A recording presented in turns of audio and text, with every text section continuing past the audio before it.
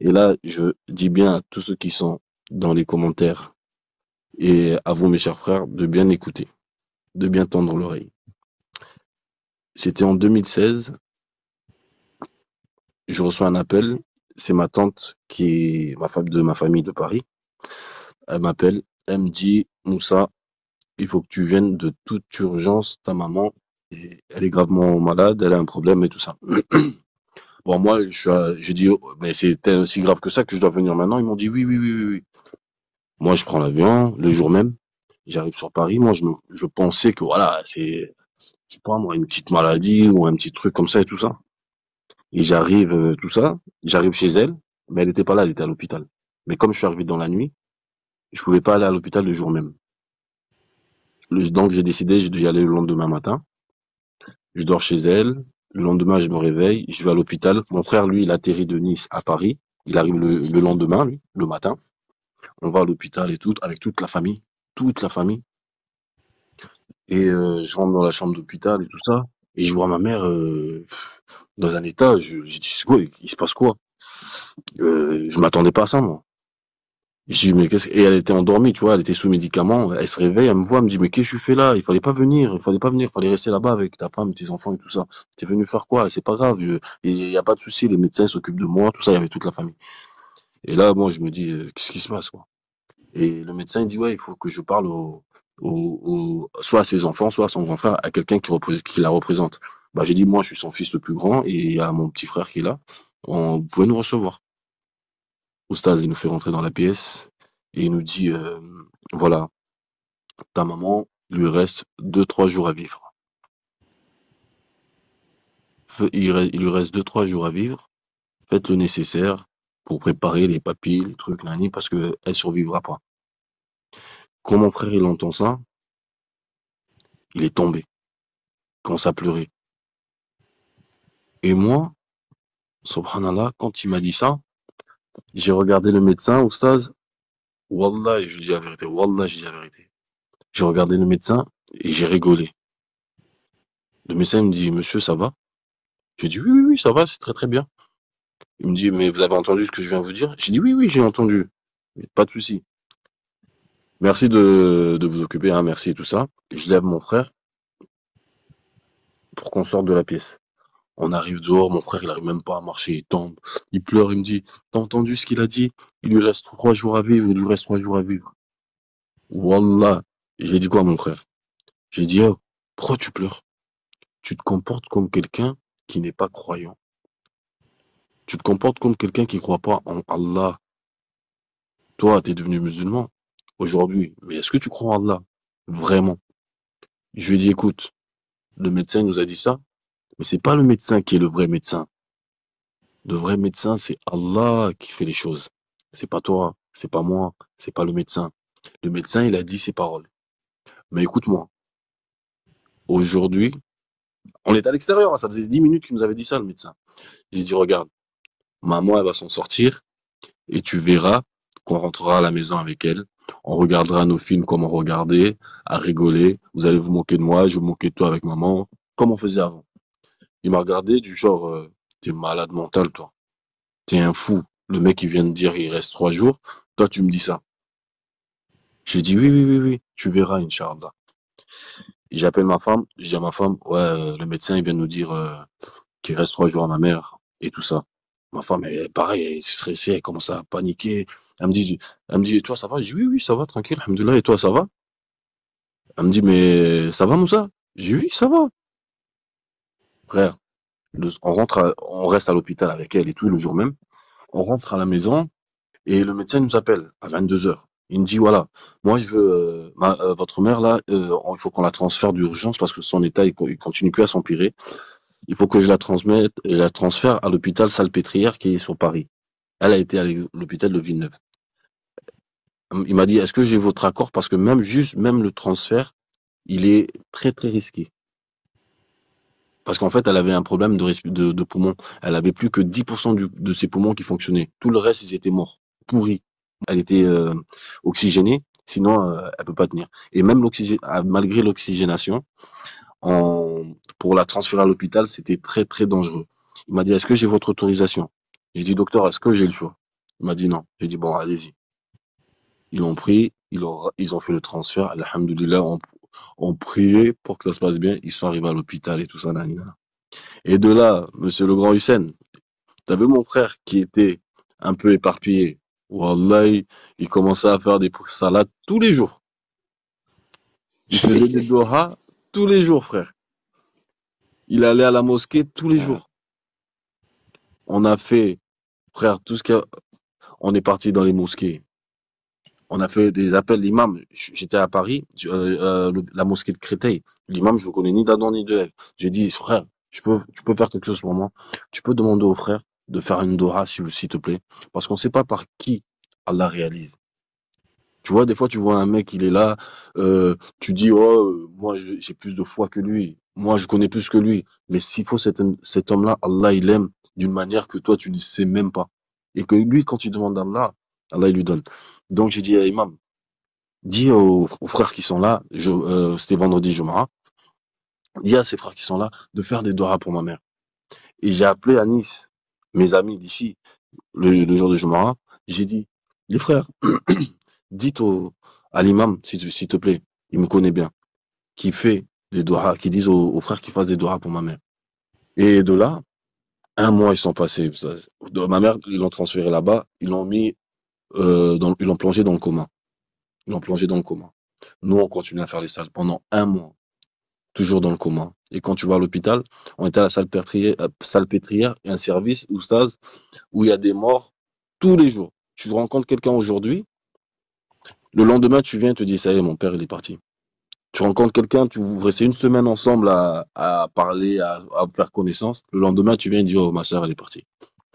Et tous les jours, c'était comme ça. Tous les jours, tous les jours, tous les jours, c'était comme ça. Et tu vois, et nous, ça nous faisait beaucoup de peine, tu vois. Ça faisait un mois et demi, ma mère était toujours dans le coma, l'état, il bougeait pas. Mais moi, subhanallah, j'avais confiance. J'avais une confiance, frère, que Allah, il allait réaliser ce que j'ai dit.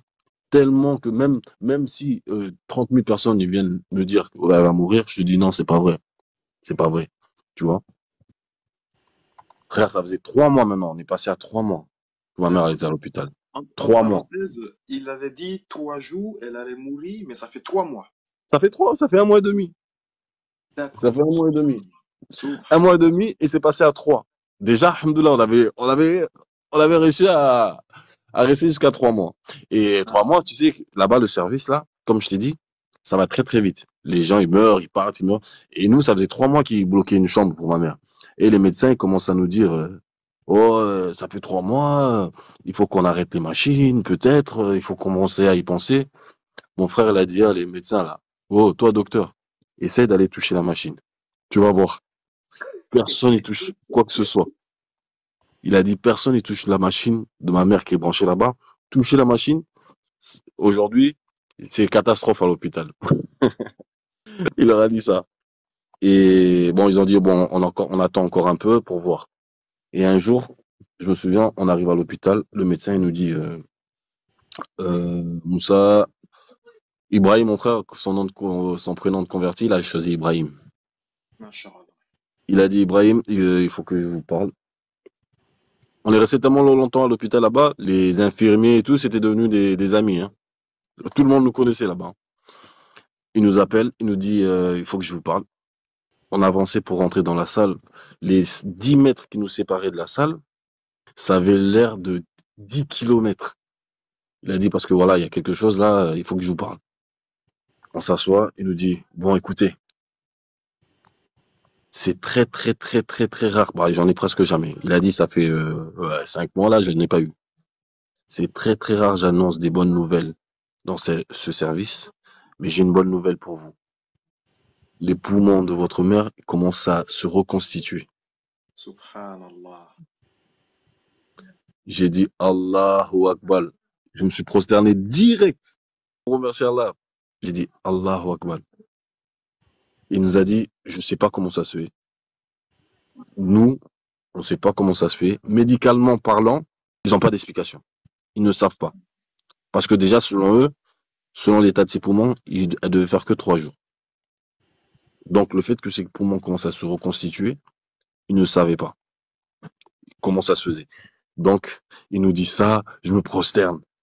Mon frère, il est content et tout. On sort et tout ça, on parle, on va, on fait encore des rakats en plus, prière surrogatoire, nanani, nanana. Et après, tout s'est enchaîné très très vite, oustaz.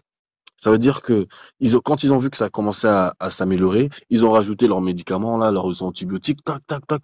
2 semaines après, ils l'ont réveillée du coma. Fou, elle s'est réveillée. Et elle, ma mère, première chose, elle me dit quoi? Oh, mon loyer, j'ai pas payé mon loyer. Oh putain, Oh, l'électricité. Oh là là, Moussa. Elle me dit, oh Moussa, t'as fait comment? Est-ce que j'ai dit, ah, t'inquiète pas, je m'en suis occupé, j'ai payé ton loyer, j'ai fait tout ce qu'il y avait à faire, tes papiers, tout, tout, tout, tout.